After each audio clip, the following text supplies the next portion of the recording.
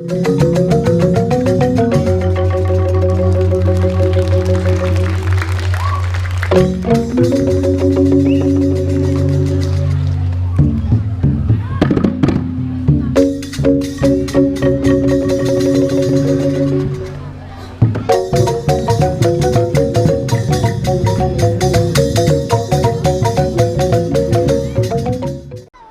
Cilinayo diciptakan oleh Iwayan Dibiu, salah seorang maestro tari tradisional Bali pada tahun 1986.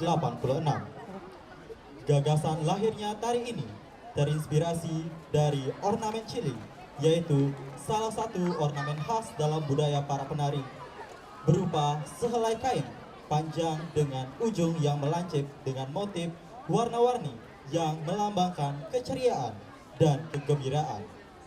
Ditarikan oleh sekelompok garis cantik yang melenggak-lenggok lemah gemulai yang menonjolkan delik mata yang tajam yang dibawakan secara riang gembira dan juga penuh senyuman. Pembina tari Komang Dewi Maharani.